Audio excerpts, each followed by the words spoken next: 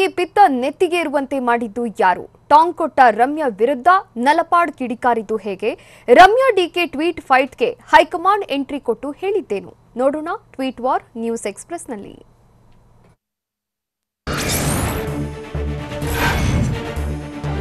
ರಾಜ್ಯ ಕಾಂಗ್ರೆಸ್ನಲ್ಲಿ ನಲಪಾಡ್ ವರ್ಸಸ್ ರಮ್ಯಾ ನಡುವೆ ಟ್ವೀಟ್ ವಾರ್ ನಡೆಯುತ್ತಿದೆ. ಮಾಜಿ ಸಂಸದೆ ರಮ್ಯಾ ಟ್ವೀಟ್ಗೆ ಮೊಹಮ್ಮದ್ ನಲಪಾಡ್ ಅಸಮಾಧಾನ ಹೊರಹಾಕಿದ್ದಾರೆ. ನಮ್ಮ ನಾಯಕರ ಬಗ್ಗೆ ಯಾರೇ ಮಾತನಾಡಿದ್ರೂ ಕೇಳುವುದು ನನ್ನ ಹಕ್ಕು ಎಂದು ನಲಪಾಡ್ ಹೇಳಿದ್ದಾರೆ. ರಮ್ಯಾ ಅವರು ಪಕ್ಷದಲ್ಲಿದ್ದುಕೊಂಡು ಡಿಕೆಶಿ ಅವರಿಗೆ ಫೋನ್ ಮಾಡಿ ಮಾತನಾಡಬಹುದಿತ್ತು. ಎಂಬಿ ಪಾಟೀಲ್ರ ಜೊತೆ ಈ ಬಗ್ಗೆ ಮಾತನಾಡಬಹುದಿತ್ತು. ಸದ್ಯ ರಮ್ಯಾ ಅವರಿಗೆ ಪಕ್ಷದಲ್ಲಿ ಯಾವ ಜವಾಬ್ದಾರಿಯೂ ಇಲ್ಲ. ಹೀಗಿದ್ರೂ ರಮ್ಯಾ ಟ್ವೀಟ್ ಮಾಡಿದ್ದು ತಪ್ಪು, ಅದನ್ನು ನಾವು ಖಂಡಿಸ್ತೇವೆ ಅಂತ ನಲಪಾಡ್ ಹೇಳಿದ್ದಾರೆ. ನಾನೊಬ್ಬ ಕಾರ್ಯಕರ್ತ. ರಮ್ಯಾ ಬಗ್ಗೆ ಮಾತನಾಡುವಷ್ಟು, ಅವರನ್ನ ಎದುರು ಹಾಕಿಕೊಳ್ಳುವಷ್ಟು ನಾನು ದೊಡ್ಡವನಲ್ಲ. ಆದರೆ ಪಕ್ಷದ ನಾಯಕರ ಬಗ್ಗೆ ಮಾತನಾಡಿದ ಬಗ್ಗೆ ಖಂಡಿಸ್ತೇನೆ ಅಂತ ಮೈಸೂರಿನಲ್ಲಿ ಮೊಹಮ್ಮದ್ ನಲಪಾಡ್ ಹೇಳಿದ್ದಾರೆ. ಡಿಕೆ ಶಿವಕುಮಾರ್, ಎಂಬಿ ಪಾಟೀಲ್ ವಿಚಾರದಲ್ಲಿ ರಮ್ಯಾ ಮಧ್ಯಪ್ರವೇಶ ಮಾಡಬಾರದಿತ್ತು. ನನಗೂ ರಮ್ಯಾಗೂ ವಿರೋಧ ಇಲ್ಲ, ಅವರ ಜೊತೆಗಿದ್ದೇವೆ. ಆದರೆ ನಮ್ಮ ಪಕ್ಷದ ನಾಯಕರ ವಿರುದ್ಧ ಮಾತನಾಡಬೇಡಿ ಎಂದು ನಲಪಾಡ್ ಹೇಳಿದ್ದಾರೆ.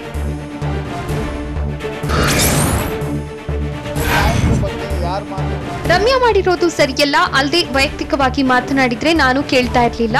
ಸಾಮಾಜಿಕ ಜಾಲತಾಣದಲ್ಲಿ ಮಾತನಾಡಿದ್ದಕ್ಕೆ ಕೇಳಿದ್ದೇನೆ ಅಂತ ನಲಪಾಡ್ ಹೇಳಿದ್ದಾರೆ. ನನ್ನ ಶಕ್ತಿಯನ್ನು ಕುಂದಿಸಲು, ನನ್ನ ಓಟಕ್ಕೆ ಬ್ರೇಕ್ ಹಾಕಲು ಯಾರಿಂದಲೂ ಸಾಧ್ಯವಿಲ್ಲ. ಕಾಂಗ್ರೆಸ್ ನಾಯಕ ರಾಹುಲ್ ಗಾಂಧಿ ಜವಾಬ್ದಾರಿ ಕೊಟ್ಟಿದ್ದಾರೆ. ಡಿಕೆ ಶಿವಕುಮಾರ್, ಸಿದ್ದರಾಮಯ್ಯ ನನ್ನ ಬೆಂಬಲಕ್ಕೆ ಇದ್ದಾರೆ ಎಂದು ನಲಪಾಡ್ ತಿಳಿಸಿದ್ದಾರೆ.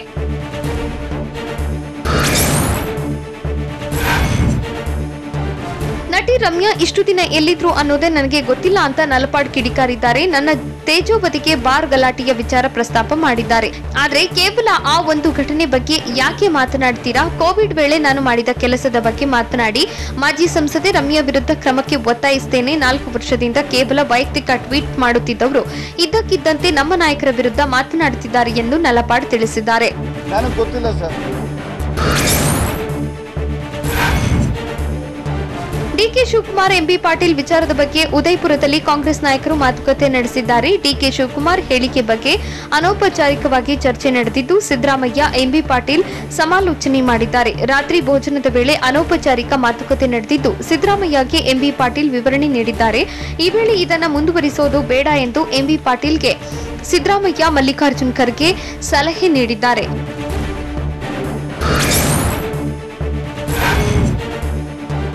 ಸಚಿವ ಅಶ್ವಥ್ ನಾರಾಯಣ್ ಬಗ್ಗೆ ವಾಕ್ಸಮರದ ಬೆನ್ನಲ್ಲೇ ಡಿಕೆ ಶಿವಕುಮಾರ್ ಹಾಗೂ ಎಂಬಿ ಪಾಟೀಲ್ ಮಾತುಕತೆ ನಡೆಸಿದ್ದಾರೆ. ರಾಜಸ್ಥಾನದ ಉದಯಪುರದಲ್ಲಿ ಪರಸ್ಪರ ಚರ್ಚಿಸಿದ್ದಾರೆ.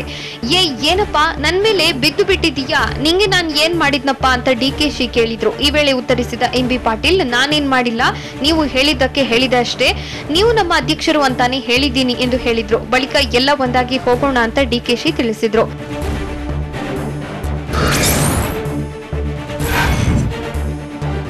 ರಮ್ಯಾ ಅಶಿಸ್ತು ತೋರಿದ್ದಾರೆ, ಇದು ಒಳ್ಳೆ ಬೆಳವಣಿಗೆ ಅಲ್ಲ ಅಂತ ಕೆಪಿಸಿಸಿ ಕಾರ್ಯಾಧ್ಯಕ್ಷ ಧ್ರುವ ನಾರಾಯಣ್ ಗರಂ ಆಗಿದ್ದಾರೆ. ರಮ್ಯಾ ಆ ರೀತಿ ಟ್ವೀಟ್ ಮಾಡಬಾರದಿತ್ತು.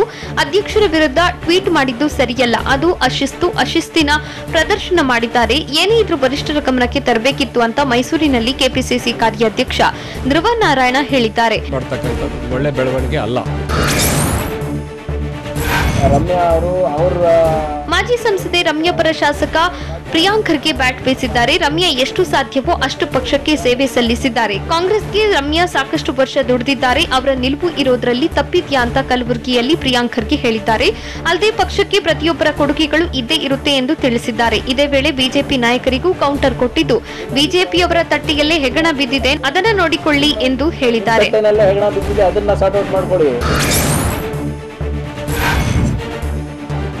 ರಾಜ್ಯ ನಾಯಕರ ಟ್ವೀಟ್ ವಾರ್ ಹೈಕಮಾಂಡ್ಗೂ ಮುಜುಗರ ತಂದಿದೆ. ಹೀಗಾಗಿ ರಮ್ಯಾ ಟ್ವೀಟ್ ವಿಚಾರಕ್ಕೆ ಪ್ರತಿಕ್ರಿಯಿಸದಂತೆ ಹೈಕಮಾಂಡ್ ಸೂಚನೆ ನೀಡಿದೆ. ರಾಜ್ಯ ಕಾಂಗ್ರೆಸ್ ಉಸ್ತುವಾರಿ ರಣದೀಪ್ ಸುರ್ಜೇವಾಲಾ, ಪ್ರಕರಣ ವಿಷಯಾಂತರವಾಗುತ್ತಿದೆ, ಯಾರೂ ಪ್ರತಿಕ್ರಿಯೆ ನೀಡಬೇಡಿ ಅಂತ ರಾಜ್ಯ ಕಾಂಗ್ರೆಸ್ನ ಹಿರಿಯ ನಾಯಕರಿಗೆ ಸೂಚನೆ ನೀಡಿದ್ದಾರೆ. ಅಲ್ಲದೆ ವಿಷಯ ಇಲ್ಲಿಗೆ ನಿಲ್ಲಿಸಿ ಮತ್ತಷ್ಟು ದೊಡ್ಡದಾಗಿಸೋದು ಬೇಡ, ಚಿಂತನೆ ಶಿಬಿರ ಸಂದರ್ಭದಲ್ಲಿ ಪಕ್ಷಕ್ಕೆ ಮುಜುಗರ ಆಗೋದು ಬೇಡ ಅಂತ ತಿಳಿಸಿದ್ದಾರೆ.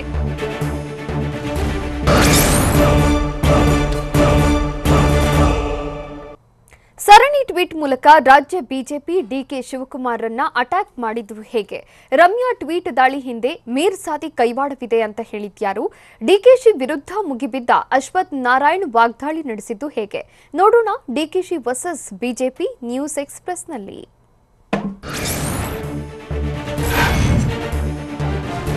ಕಾಂಗ್ರೆಸ್ ವಿರುದ್ಧ ಬಿಜೆಪಿ ಸರಣಿ ಟ್ವೀಟ್ ಮೂಲಕ ಅಟ್ಯಾಕ್ ಮಾಡಿದೆ. ರಾಹುಲ್ ಗಾಂಧಿಗೆ ಎಐಸಿಸಿ ಪಟ್ಟ ಕಟ್ಟಲು ರಾಜಸ್ಥಾನದಲ್ಲಿ ಕಾಂಗ್ರೆಸ್ ಚಿಂತನಾ ಸಭೆ ನಡೆದಿದೆ. ಈ ವೇಳೆ ಡಿಕೆ ಶಿವಕುಮಾರ್ ವಿರುದ್ಧ ಸಿದ್ದರಾಮಯ್ಯ ಬಣ ಒಳಸಂಚು ನಡೆಸ್ತಾ ಇದೆ. ಭ್ರಷ್ಟಾಧ್ಯಕ್ಷರಿಗೆ ರಮ್ಯಾ ಮಂಗಳಾರತಿ ಮಾಡಿದ್ದಾರೆ. ಸಿದ್ದರಾಮಯ್ಯ ಆಪ್ತರು ರಮ್ಯಾ ಪರ ನಿಲ್ಲುತ್ತಿದ್ದಾರೆ. ಹರಕೆಯ ಡಿಕೆ ಅಂತ ಬಿಜೆಪಿ ಟ್ವೀಟ್ ಮಾಡಿದೆ.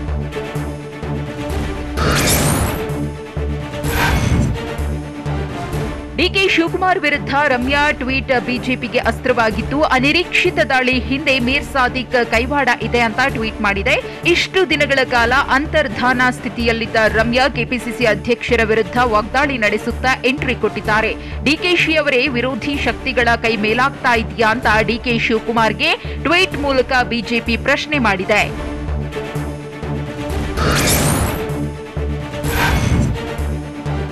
ಮೀರ್ ಸಾದಿಕ್ ಬಣ ಡಿಕೆ ಶಿವಕುಮಾರ್ ರನ್ನ ಹರಕೆ ಗುರಿಯಾಗಿಸ್ತಿದ್ಯಾ ಅಂತ ಟ್ವೀಟ್ ಮೂಲಕ ಕಾಂಗ್ರೆಸ್ಗೆ ಬಿಜೆಪಿ ಪ್ರಶ್ನೆ ಮಾಡಿದೆ. ಮಾಜಿ ಸಚಿವ ಮಹದೇವಪ್ಪ ರಮ್ಯಾ ಪರ ಬ್ಯಾಟಿಂಗ್ ಮಾಡಿದ್ದು, ಡಿಕೆಶಿ ಪರ ಮಹದೇವಪ್ಪ ಬ್ಯಾಟ್ ಬೀಸಿಲ್ಲ. ಮಹದೇವಪ್ಪ ಸಿದ್ದರಾಮಯ್ಯ ಅತ್ಯಾಪ್ತರಲ್ಲಿ ಒಬ್ಬರು. ಸಿದ್ದರಾಮಯ್ಯ ಆಪ್ತರು ರಮ್ಯಾ ಪರ ಧ್ವನಿ ಎತ್ತುತ್ತಿದ್ದಾರೆ. ಇದೆಲ್ಲ ಏನನ್ನ ಸೂಚಿಸ್ತಾ ಇದೆ ಅಂತ ಬಿಜೆಪಿ ಟ್ವೀಟ್ ಮಾಡಿದೆ.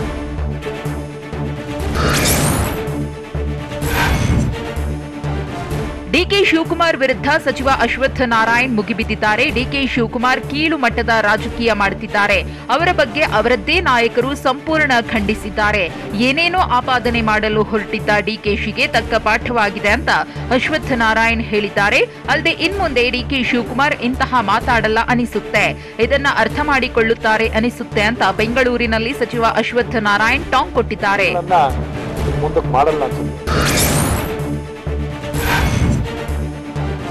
ಡಿಕೆಶಿ ರಾಂಗ್ ನಂಬರ್ಗೆ ಡಯಲ್ ಮಾಡಿದ್ದು, ನನ್ನನ್ನ ಟಚ್ ಮಾಡಿ ಅಯ್ಯೋ ಪಾಪ ಅನ್ನೋ ಪರಿಸ್ಥಿತಿಗೆ ತಲುಪಿದ್ದಾರೆ ಅಂತ ಡಿಕೆ ಶಿವಕುಮಾರ್ಗೆ ಸಚಿವ ಅಶ್ವತ್ಥ ನಾರಾಯಣ್ ಖಡಕ್ ತಿರುಗೇಟು ಕೊಟ್ಟಿದ್ದಾರೆ. ಡಿಕೆಶಿ ವ್ಯಕ್ತಿಯ ಸ್ವಾತಂತ್ರ್ಯ, ಪರಸ್ಪರ ಸ್ನೇಹ ಸಂಬಂಧ ಪ್ರಶ್ನಿಸುವ ಕೀಳು ಮಟ್ಟಕ್ಕೆ ಹೋದಂತಹ ವ್ಯಕ್ತಿ.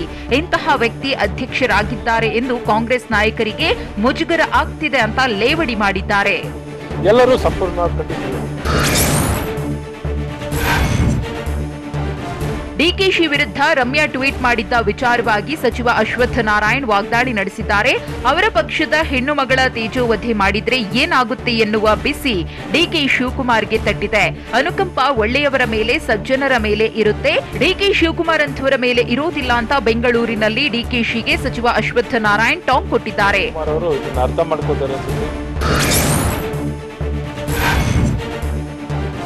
ರಮ್ಯಾ ಟ್ವೀಟ್ನಿಂದ ಕೆಪಿಸಿಸಿ ಅಧ್ಯಕ್ಷ ಡಿಕೆಶಿ ಶೇಪ್ ಔಟ್ ಆಗಿದೆ. ರಮ್ಯಾ ಟ್ವೀಟ್ ಬಳಿಕ ಕಾಂಗ್ರೆಸ್ ನಾಯಕರು ಟೀಕಿಸಿದ್ದಾರೆ ಅಂತ ಸಚಿವ ಅಶ್ವತ್ಥ ನಾರಾಯಣ್ ಹೇಳಿದ್ದಾರೆ. ಅಲ್ಲದೆ ಅಶ್ವತ್ಥ ನಾರಾಯಣ್ ನನ್ನ ಮುಗಿಸ್ತೇನೆ ಎಂದು ಹೊರಟಿದ್ದ ಡಿಕೆಶಿಯೇ ರಾಜಕೀಯವಾಗಿ ಮುಗಿದು ಹೋಗ್ತಿದ್ದಾರೆ. ರಮ್ಯಾ ಪಾಪ ಹೆಣ್ಮಗಳು, ಅವರನ್ನ ಕೆಟ್ಟದಾಗಿ ನಡೆಸಿಕೊಳ್ತಿದ್ದಾರೆ ಅಂತ ಡಾಕ್ಟರ್ ಸಿಎನ್ ಅಶ್ವತ್ಥ ನಾರಾಯಣ್ ಕಿಡಿಕಾರಿದ್ದಾರೆ.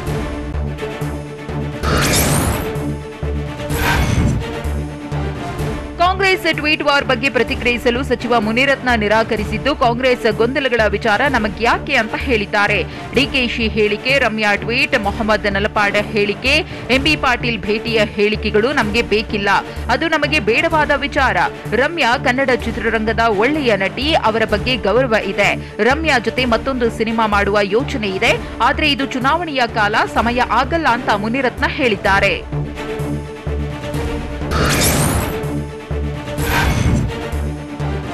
ನಾಯಕರು ಸುಮ್ಮನಾದ್ರೂ ಹಿಂಬಾಲಕರು ಸೈಲೆಂಟ್ ಆಗ್ತಿಲ್ಲ. ಸೋಷಿಯಲ್ ಮೀಡಿಯಾದಲ್ಲಿ ವಾರ್ ಮುಂದುವರೆದಿದ್ದು, ರಮ್ಯಾ ಪರ ವಿರುದ್ಧ ಬಣದ ಬ್ಯಾಟಿಂಗ್ ತೀವ್ರಗೊಂಡಿದೆ. ಯಾರು ಯಾವುದೇ ಮಾತಾಡಬೇಡಿ, ಎಲ್ಲರೂ ಸುಮ್ಮನಿರಿ ಅಂತ ಡಿಕೆ ಶಿವಕುಮಾರ್ ಸೂಚಿಸಿದ್ದಾರೆ. ಆದರೆ ಡಿಕೆಶಿ ಮಾತಿಗೂ ಬಗ್ಗದ ಕಾಂಗ್ರೆಸ್ ಕಾರ್ಯಕರ್ತರು ರಮ್ಯಾ ವಿರುದ್ಧ ಆಕ್ರೋಶ ಹೊರಹಾಕ್ತಿದ್ದಾರೆ.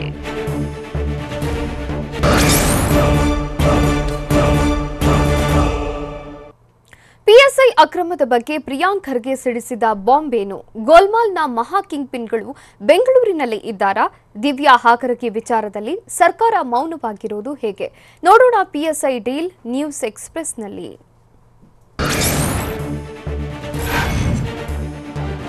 ಪಿಎಸ್ಐ ನೇಮಕಾತಿ ಪರೀಕ್ಷೆ ಅಕ್ರಮ ಪ್ರಕರಣಕ್ಕೆ ಸಂಬಂಧಿಸಿದಂತೆ ಸಿಐಡಿ ಅಧಿಕಾರಿಗಳು ಸ್ಥಳ ಮಹಜರು ಮಾಡಿದ್ದಾರೆ. ಕೆಎಸ್ಆರ್ಪಿ ಅಸಿಸ್ಟೆಂಟ್ ಕಮಾಂಡೆಂಟ್ ವೈಜನಾಥ್ರನ್ನ ಕರೆದುಕೊಂಡು ಬಂದು ಸ್ಥಳ ಮಹಜರು ನಡೆಸಿದ್ದಾರೆ.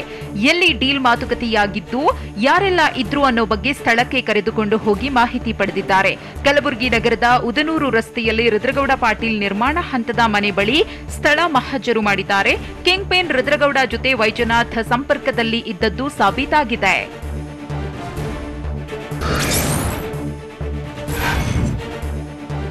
ಪಿಎಸ್ಐ ಅಕ್ರಮದಲ್ಲಿ ಸೂಕ್ತ ತನಿಖೆ ಆದರೆ ದೊಡ್ಡವರ ಜಾತಕವೇ ಬಯಲಾಗುವುದು ಪಕ್ಕ ಆಗಿದೆ.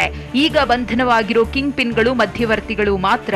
ಮಹಾ ಕಿಂಗ್ ಪಿನ್ಗಳು ಸೂತ್ರಧಾರರು ಬೆಂಗಳೂರಿನಲ್ಲಿ ಇದ್ದಾರೆ ಅಂತ ಕಲಬುರಗಿಯಲ್ಲಿ ಕಾಂಗ್ರೆಸ್ ಶಾಸಕ ಪ್ರಿಯಾಂಕ್ ಖರ್ಗೆ ಬಾಂಬ್ ಸಿಡಿಸಿದ್ದಾರೆ. ಅಲ್ಲದೆ ಅಕ್ರಮದ ನಿರ್ಮಾಪಕ ನಿರ್ದೇಶಕರು ಸರ್ಕಾರದಲ್ಲೇ ಇದ್ದಾರೆ. ನಿರ್ದೇಶಕರು ನಿರ್ಮಾಪಕರ ಬಗ್ಗೆ ತನಿಖೆ ಆಗ್ಲಿ ಅಂತ ಒತ್ತಾಯಿಸಿದ್ದಾರೆ.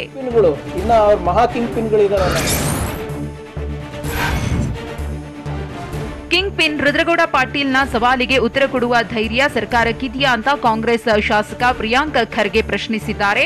ರುದ್ರಗೌಡ ಪಾಟೀಲ್ ಸರ್ಕಾರಕ್ಕೆ ಸವಾಲು ಹಾಕಿದ್ದಾನೆ.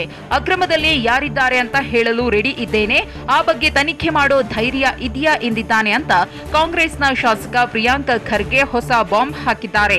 ಅಲ್ಲದೆ ಅವರ ಹೆಸರು ಬಹಿರಂಗ ಮಾಡೋಕೆ ಸರ್ಕಾರ ಯಾಕೆ ಹಿಂದೇಟು ಹಾಕ್ತಾ ಇದೆ ಅಂತ ಆಕ್ರೋಶ ವ್ಯಕ್ತಪಡಿಸಿದ್ದಾರೆ. ಸರ್ಕಾರಕ್ಕಿದೆಯಾ ಅಂತ ನನ್ನ ನೇರ ಪ್ರಶ್ನೆ. ಪಿಎಸ್ಐ ಹಗರಣದ ತನಿಖೆ ಸರಿಯಾದ ದಿಕ್ಕಿನಲ್ಲಿ ಹೋಗುತ್ತಿಲ್ಲ ಅಂತ ಶಾಸಕ ಪ್ರಿಯಾಂಕ್ ಖರ್ಗೆ ಆರೋಪಿಸಿದ್ದಾರೆ. ಯಾರು ಯಾರಿಗೆ ದುಡ್ಡು ಕೊಟ್ಟಿದ್ದಾರೆ ತನಿಖೆ ಮಾಡಬೇಕು, ಆದರೆ ಮಹಾ ಕಿಂಗ್ ಪಿನ್ಗಳ ಬಗ್ಗೆ ತನಿಖೆಯೇ ಆಗ್ತಾ ಇಲ್ಲ. ಅವರನ್ನ ವಿಚಾರಣೆ ಕೂಡ ನಡೆಸಿಲ್ಲ. ಯಾಕೆ ಅವರನ್ನ ಕರೆದು ವಿಚಾರಣೆ ನಡೆಸಿಲ್ಲ ಅಂತ ಕಲಬುರಗಿಯಲ್ಲಿ ಪ್ರಿಯಾಂಕ್ ಖರ್ಗೆ ಪ್ರಶ್ನಿಸಿದ್ದಾರೆ.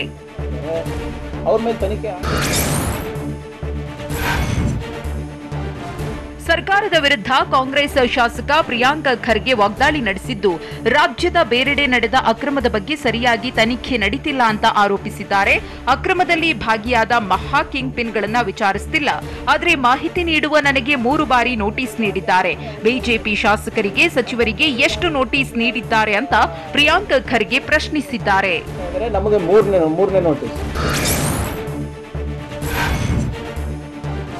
ಪಿಎಸ್ಐ ಹುದ್ದೆಗಳಿಗೆ ನೇಮಕಾತಿ ಅಕ್ರಮದ ಕಿಂಗ್ ಪಿನ್ ಕಲಬುರಗಿ ಬಿಜೆಪಿ ನಾಯಕಿ ದಿವ್ಯಾ ಹಾಗರ್ಗೆ ಬಂಧನವಾಗಿದ್ರು ಅವರ ಸದಸ್ಯತ್ವ ಹಿಂಪಡೆದಿಲ್ಲ. ದಿಶಾ ಸಮಿತಿ ಸಭೆ ಸದಸ್ಯೆಯಾಗಿ ದಿವ್ಯಾ ಹಾಗರ್ಗಿಯನ್ನ ರಾಜ್ಯ ಸರ್ಕಾರ ನೇಮಿಸಿತ್ತು. ಅಲ್ಲದೆ ರಾಜ್ಯ ನರ್ಸಿಂಗ್ ಕೌನ್ಸಿಲ್ ಸದಸ್ಯೆಯಾಗಿಯೂ ನೇಮಿಸಿತ್ತು. ಇದೀಗ ಪಿಎಸ್ಐ ಗೋಲ್ಮಾಲ್ ಕೇಸ್ನಲ್ಲಿ ಅರೆಸ್ಟ್ ಆದ್ರೂ ದಿವ್ಯಾಗೆ ನೀಡಿರುವ 2 ಸದಸ್ಯತ್ವವನ್ನ ಸರ್ಕಾರ ಹಿಂಪಡೆದಿಲ್ಲ.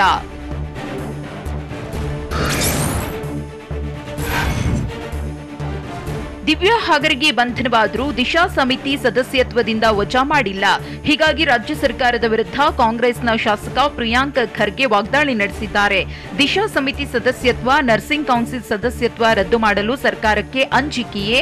ಹೆಸರು ತೆಗೆದ್ರೆ ಯಾರದ್ದಾದ್ರೂ ಹೆಸರು ಹೇಳಿ ಬಿಟ್ಟಾರೇನೋ ಅನ್ನೋ ಭಯವಿದೆಯಾ ಅಂತ ಪ್ರಿಯಾಂಕ್ ಖರ್ಗೆ ಪ್ರಶ್ನೆ ಮಾಡಿದ್ದಾರೆ. ಯಾಕೆ ಸರ್ಕಾರ ಹಿಂಜರಿತಾ ಇದೆ? 545 ಪಿಎಸ್ಐ ಹುದ್ದೆಗಳ ನೇಮಕಾತಿಯಲ್ಲಿ ನಡೆದಿರುವ ಅಕ್ರಮದ ಬಗ್ಗೆ ಸಿಐಡಿ ತನಿಖೆ ತೀವ್ರಗೊಂಡಿದ್ದು, ಪಾಟೀಲ್ ಬ್ರದರ್ಸ್ಗೆ ಅಧಿಕಾರಿಗಳು ಗ್ರಿಲ್ ಮಾಡುತ್ತಿದ್ದಾರೆ. ಈ ಬಗ್ಗೆ ಪ್ರತಿಕ್ರಿಯೆ ನೀಡಿರುವ ಗೃಹ ಸಚಿವ ಆರಗ ಜ್ಞಾನೇಂದ್ರ, ರುದ್ರಗೌಡ ಪಾಟೀಲ್, ಮಹಂತೇಶ್ ಪಾಟೀಲ್ ಇಬ್ರು ಕೂಡ ಕಿಂಗ್ ಪಿನ್ಗಳು ಅಂತ ಹೇಳಿದ್ದಾರೆ. ಅಲ್ಲದೆ ಇವರಿಗೆ ಇಷ್ಟು ದಿನ ರಾಜಾಶ್ರಯ ಇತ್ತು, ಹೀಗಾಗಿಯೇ ಇಂತಹ ಅಕ್ರಮಗಳನ್ನ ಮಾಡಿದ್ದಾರೆ ಅಂತ ಕಿಡಿಕಾರಿದ್ದಾರೆ. ಮತ್ತು ರಾಜಾಶ್ರಯ ಇತ್ತು ಇವರಿಗೆ. ಕಿಂಗ್ ಪಿನ್ ರುದ್ರಗೌಡ ಪಾಟೀಲ್ನನ್ನ ಬೆಂಗಳೂರಿನ ಅನ್ನಪೂರ್ಣೇಶ್ವರಿ ನಗರ ಪೊಲೀಸರು ವಶಕ್ಕೆ ಪಡೆದು ವಿಚಾರಣೆ ನಡೆಸುತ್ತಿದ್ದಾರೆ. ಈ ಬಗ್ಗೆಯೂ ಗೃಹ ಸಚಿವ ಆರಗ ಜ್ಞಾನೇಂದ್ರ ಮಾತನಾಡಿದ್ದಾರೆ.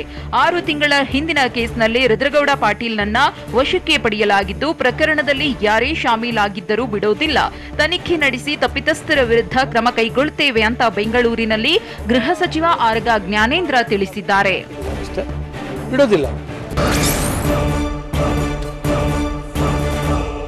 ಜನತಾ ಜಲಧಾರೆ ಸಂಕಲ್ಪ ಸಮಾವೇಶದಲ್ಲಿ ದಳಪತಿಗಳ ಶಕ್ತಿ ಪ್ರದರ್ಶನ ಹೇಗಿದೆ?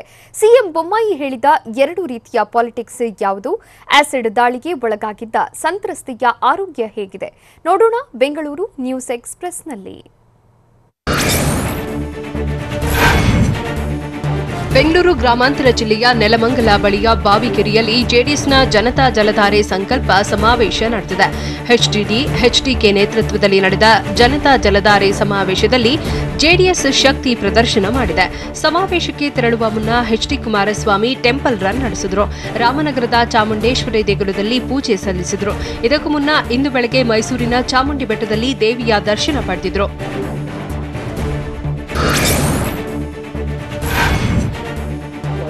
72 ಗಂಟೆಗಳಲ್ಲಿ ಮನೆ ಬಾಗಿಲಿಗೆ ಪಿಂಚಣಿ ಸೇವೆ ತಲುಪಿಸೋ ಹಲೋ ಕಂದಾಯ ಸಚಿವರೇ ಸಹಾಯವಾಣಿಯನ್ನ ಸಿಎಂ ಬೊಮ್ಮಾಯಿ, ಸಚಿವ ಆರ್ ಅಶೋಕ್ ಲೋಕಾರ್ಪಣೆ ಮಾಡಿದ್ದಾರೆ. ಕಾರ್ಯಕ್ರಮದಲ್ಲಿ ಮಾತನಾಡಿದ ಸಿಎಂ, ಆಡಳಿತ ಮತ್ತು ರಾಜಕಾರಣ ಎರಡೂ ಕೂಡ ಜನಪರವಾಗಿರಬೇಕು. ರಾಜಕಾರಣದಲ್ಲಿ ಪೀಪಲ್ ಪಾಲಿಟಿಕ್ಸ್, ಪವರ್ ಪಾಲಿಟಿಕ್ಸ್ ಇದೆ. ಅಧಿಕಾರದಲ್ಲಿದ್ದಾಗ ತಮ್ಮ ಸ್ವಂತದ ಬಗ್ಗೆ ಯೋಚನೆ ಮಾಡಿದವರು ದೇಶಕ್ಕೆ ಹಾನಿ ಮಾಡಿದಷ್ಟು ಬೇರೆ ಯಾರೂ ಮಾಡಿಲ್ಲ. ಮನೆ ಬಾಗಿಲಿಗೆ ಸರ್ಕಾರ ಬರುವುದು ಅಧಿಕಾರದ ವಿಕೇಂದ್ರೀಕರಣ.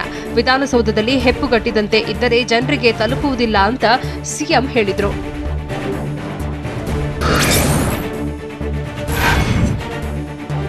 ಸಂಪುಟ ಸರ್ಜರಿ ವೇಳೆ ಕೆಲ ಸಚಿವರನ್ನ ಕೈಬಿಡುವ ಸಾಧ್ಯತೆ ಇದೆ.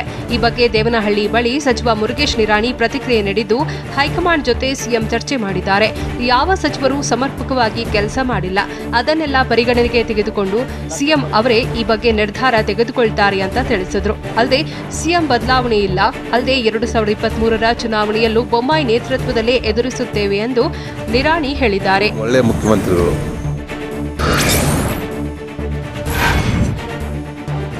ನಾಳೆಗೆ ಬಿಬಿಎಂಪಿ ಚುನಾವಣೆ ನಡೆದರೂ ನಾವು ಸಿದ್ಧ ಅಂತ ಬೆಂಗಳೂರಿನಲ್ಲಿ ತೋಟಗಾರಿಕೆ ಸಚಿವ ಮುನಿರತ್ನ ಹೇಳಿದ್ದಾರೆ. ಬಿಬಿಎಂಪಿ ಚುನಾವಣೆಗೆ ನಾವು ವಿರೋಧ ಮಾಡುತ್ತಿಲ್ಲ, ಆದರೆ ಬಿಬಿಎಂಪಿ ವಾರ್ಡ್ಗಳ ಸಂಖ್ಯೆ ಹೆಚ್ಚಳ ಆಗಬೇಕು. ವಾರ್ಡ್ಗಳನ್ನ 243ಕ್ಕೆ ಏರಿಸುವಂತೆ ಕೋರ್ಟ್ಗೆ ಹೋಗಿದ್ದೇವೆ. ಈ ಸಲ ಚುನಾವಣೆ ನಡೆದರೆ ಬಿಜೆಪಿಯಿಂದಲೇ ಮೇಯರ್ ಆಗ್ತಾರೆ. ನಮ್ಮ ರಾಜ್ಯಾಧ್ಯಕ್ಷ ಕಟೀಲು ನೇತೃತ್ವದಲ್ಲಿ ನಡೆಯುತ್ತದೆ ಎಂದು ಮುನಿರತ್ನ ತಿಳಿಸಿದ್ದಾರೆ.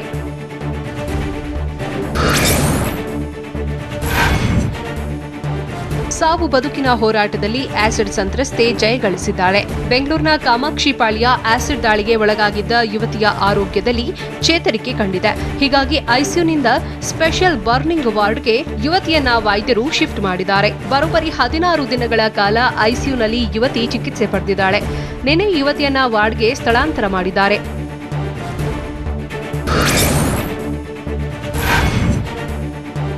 16 ದಿನಗಳ ನಿರಂತರ ಹೋರಾಟದಲ್ಲಿ ಯುವತಿ ಗೆದ್ದು ಬಂದಿದ್ದು, ಯುವತಿಗೆ ಇನ್ಫೆಕ್ಷನ್ ಆಗದಂತೆ ವೈದ್ಯರ ತಂಡ ನಿರಂತರ ನಿಗಾ ವಹಿಸಿತ್ತು. ಸದ್ಯ ಕುಟುಂಬಸ್ಥರ ಜೊತೆ ಮಾತನಾಡುತ್ತಿರೋ ಯುವತಿ ಅನ್ನ ಹಾಗೂ ಮೃದು ಆಹಾರವನ್ನ ಸೇವಿಸುತ್ತಿದ್ದಾಳೆ. ಡ್ರೈ ಫ್ರೂಟ್ಸ್ ಪುಡಿ ಮಾಡಿ ಮೃದು ಆಹಾರದ ಜೊತೆ ಬೆರೆಸಿ ತಿನ್ನಿಸುವಂತೆ ವೈದ್ಯರು ಸಲಹೆ ನೀಡಿದ್ದಾರೆ. ಇನ್ನು 10% ಮಾತ್ರ ಸ್ಕಿನ್ ಪ್ಲಾಂಟೇಶನ್ ಸರ್ಜರಿ ಬಾಕಿ ಉಳಿದಿದ್ದು, ಯುವತಿ ಮತ್ತಷ್ಟು ಚೇತರಿಸಿಕೊಂಡ ಬಳಿಕ ಉಳಿದ ಸರ್ಜರಿ ಮಾಡಲಿದ್ದಾರೆ.